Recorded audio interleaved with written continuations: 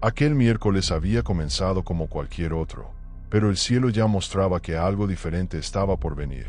Las nubes oscuras parecían empujar el viento frío por las calles estrechas de San Telmo, en Buenos Aires.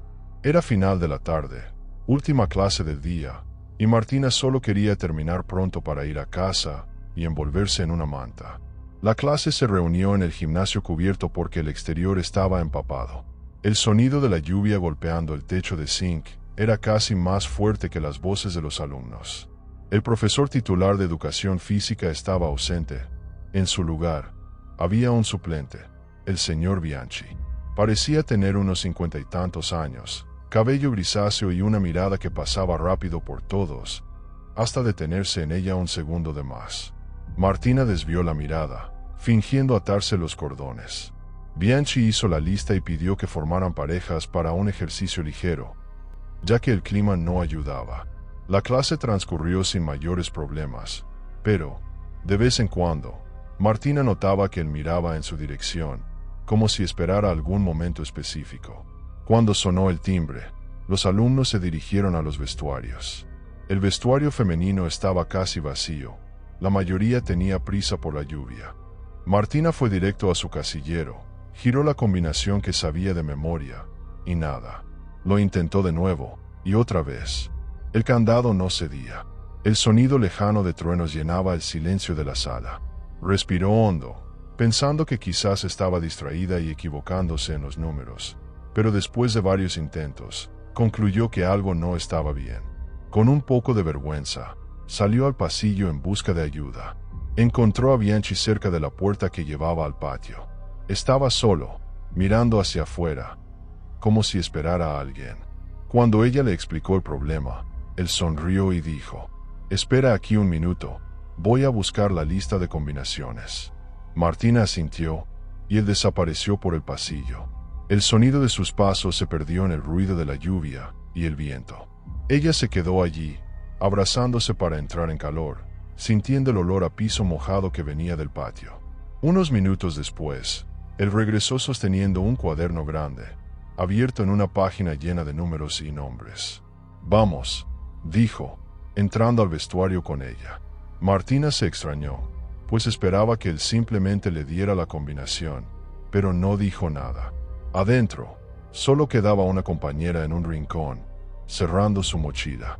El aire estaba pesado, húmedo, y el sonido de la lluvia parecía más lejano allí dentro. Bianchi se detuvo frente a su casillero, leyó el número en el papel e intentó abrirlo. No funcionó. Lo intentó una vez más, riendo bajito como si fuera algo tonto. Ella sonrió por cortesía, pero sintió un nudo en el estómago. Mientras giraba el candado por tercera vez, puso una mano en su hombro. El contacto fue leve, pero duró demasiado para parecer normal. Martina se apartó un poco, diciendo que quizás era mejor intentarlo después. Bianchi insistió, y esta vez el candado se abrió con facilidad. Hizo un gesto de listo y salió del vestuario. Martina se quedó quieta un instante, mirando el casillero abierto. Una extraña sensación de que algo no estaba bien comenzaba a crecer dentro de ella. Respiró hondo y empezó a guardar sus cosas en la mochila. El ruido de la lluvia volvió a destacarse, mezclado con ecos lejanos del gimnasio. Pensó en apurarse, pero cuando estaba cerrando el casillero, notó que la puerta del vestuario había quedado entreabierta. Afuera, el pasillo parecía más oscuro que antes. Se colgó la mochila al hombro y caminó hacia la puerta. Al asomar la cabeza, no vio a nadie. El pasillo, largo y silencioso, estaba iluminado solo por luces tenues que parpadeaban de vez en cuando. De repente, se fue la luz por completo, sumergiendo todo en la oscuridad. El sonido de la lluvia se volvió aún más fuerte, como si el mundo entero estuviera afuera. Martina se quedó inmóvil unos segundos, tratando de entender si era un corte de luz común o algo intencional. Entonces, escuchó pasos lentos en algún punto del pasillo. No podía decir de qué lado venían. El sonido se acercaba, luego parecía detenerse, y el silencio regresaba. Sintió su corazón acelerarse. Decidió que debía salir de allí, pero la puerta principal quedaba lejos. Recordó que podía cruzar por el sector de música y llegar a la salida lateral, que daba directo a la calle. Caminó despacio hacia la puerta del vestuario y salió al pasillo. Al girar a la derecha, sintió una corriente de aire frío, proveniente de una ventana alta. La poca luz que entraba le permitió ver una sombra moverse rápido, como si alguien se hubiera escondido tras la pared. Martina se paralizó. Quiso creer que era su imaginación, pero algo dentro de ella le decía que estaba siendo observada.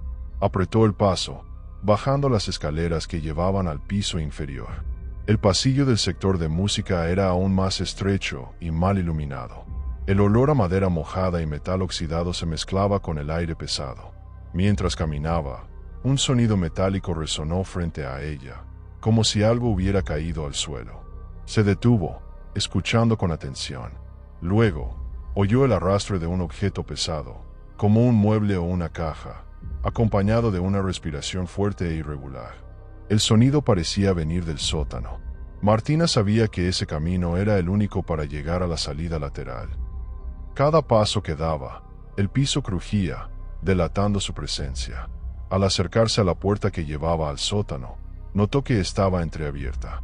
La empujó lentamente, y una ráfaga de aire frío escapó de dentro, erizando su piel. Allí adentro, la oscuridad era casi total. Solo había un punto de luz proveniente de una pequeña ventana en lo alto, iluminando parcialmente algunas estantes e instrumentos apoyados en las paredes. No vio a nadie, pero escuchó un leve crujido de madera y, luego, un sonido ahogado, como si alguien hubiera contenido la respiración a propósito. Un escalofrío recorrió su espalda. Martina retrocedió un paso, sin saber si avanzar o volver. Por un instante, imaginó que el suplente podría estar allí, pero lo descartó rápidamente. Él había salido del vestuario minutos antes. O al menos, eso creía. Martina se quedó quieta frente a la puerta entreabierta, sintiendo que cualquier movimiento en falso podría llamar la atención de lo que fuera que estuviera allí. El silencio era tan denso que hasta su propia respiración parecía demasiado ruidosa. Un leve chirrido vino del fondo del sótano, seguido por un golpe seco, como si algo hubiera chocado contra la pared. Retrocedió otro paso, pero el piso bajo sus pies emitió un crujido fuerte. En ese mismo momento, escuchó pasos apresurados desde el interior del cuarto.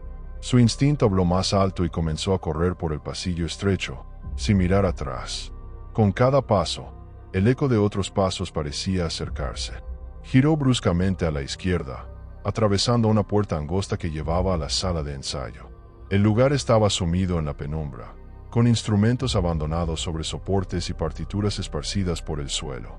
Martina intentó cerrar la puerta tras de sí, pero no encajó en la cerradura. Antes de que pudiera intentarlo de nuevo, sintió un impacto contra la madera, como si alguien la hubiera empujado con fuerza. El segundo golpe fue más fuerte. La puerta vibró, y ella supo que no tendría mucho tiempo. Corrió hacia la ventana, pero notó que estaba atascada. El sonido de la madera cediendo detrás de ella la heló. Sin alternativa, empujó uno de los armarios para bloquear la entrada. El mueble crujió bajo el peso, pero no impidió que la puerta se abriera unos centímetros. Por esa rendija, una mano pálida, de dedos largos y sucios, apareció e intentó apartar el obstáculo. Martina retrocedió, golpeando su espalda contra la pared. La mano desapareció por un instante, y el silencio regresó, tan repentino como aterrador. Esperó, atenta, hasta oír el sonido de algo arrastrándose por el suelo, más lejano esta vez. Aprovechando la pausa, cruzó la sala y entró por una puerta lateral que daba a un pasillo de mantenimiento. El techo bajo y la iluminación tenue hacían el ambiente aún más opresivo. El aire estaba cargado de polvo y olor a óxido. Avanzó con pasos rápidos, tratando de mantener la calma. Cuando creyó que se alejaba del peligro, una figura apareció al final del pasillo. Estaba quieta, inmóvil, con el rostro parcialmente oculto por la sombra. Martina dejó de caminar, incapaz de distinguir si la persona la observaba o solo bloqueaba el camino. Un ruido repentino detrás de ella, un leve tintineo metálico, la obligó a voltear, pero no había nada allí. Al volver la mirada al frente, la figura ya no estaba. Su corazón latía tan rápido que parecía resonar en el silencio del pasillo. Martina sabía que debía encontrar la salida antes de que fuera tarde. pero la sensación de estar rodeada, atrapada entre algo que no entendía y la oscuridad creciente, hacía que cada paso hacia adelante pareciera más pesado que el anterior. El pasillo estrecho la llevó a una puerta metálica, oxidada y marcada por arañazos. Martina avanzó, cada paso resonando como una advertencia. La manija estaba fría, casi congelada al tacto, y parecía vibrar levemente, como si algo del otro lado esperara. Con esfuerzo, la giró, sintiendo el pestillo ceder lentamente, abriendo una rendija por donde escapó un soplo de aire denso. El espacio más allá de la puerta no era la salida que esperaba. Era un galpón oscuro, iluminado solo por haces de luz que entraban por grietas en el techo. Objetos cubiertos con lonas formaban siluetas irregulares, como figuras inmóviles que la observaban. El sonido de goteras, rítmico y constante, se mezclaba con un ruido lejano que no lograba identificar. Entró, vacilante, manteniendo los ojos atentos a cualquier movimiento. En el centro del galpón, una silla solitaria estaba de espaldas a la pared. Sobre el asiento, un pequeño cuaderno con la tapa manchada parecía fuera de lugar. Martina se acercó lentamente, extendiendo la mano. Cuando sus dedos tocaron la superficie áspera de la tapa, un chasquido seco resonó en el ambiente, como si el edificio entero hubiera reaccionado. Las luces en lo alto parpadearon, y por un instante, vio sombras moviéndose entre las columnas. Cuando la luz volvió, el espacio estaba vacío otra vez. Abrió el cuaderno y encontró páginas llenas de una escritura apresurada, casi ilegible. Algunas líneas parecían tachadas con tanta fuerza que habían roto el papel. Las palabras formaban frases truncadas, nombres desconocidos y fechas sin sentido. Un sonido ahogado se acercó, viniendo de la misma puerta por donde había entrado. Era como si pasos arrastrados recorrieran lentamente el camino hacia ella. Cerró el cuaderno, guardándolo instintivamente bajo el brazo, y retrocedió. Pero antes de que pudiera decidir hacia dónde correr, todas las luces se apagaron de golpe. La oscuridad era absoluta. Ya no había goteras, ni viento, ni ningún ruido externo. Solo el sonido acelerado de su propia respiración. Entonces, en medio del silencio, una voz baja, casi un susurro, habló algo cerca de su oído. No entendió las palabras, pero la entonación transmitía una certeza: no estaba sola. Cuando la luz regresó, Martina estaba de pie en medio de una calle vacía, en plena madrugada. El edificio había desaparecido, junto con cualquier rastro de lo que acababa de suceder. El cuaderno seguía en su mano, pero ahora todas las páginas estaban en blanco. Miró a su alrededor, sin saber hacia dónde ir. El viento frío pasó por ella, trayendo consigo un eco lejano del mismo susurro. Y en ese instante, comprendió que lo que había encontrado no estaba confinado a aquel lugar. Algo había cruzado con ella.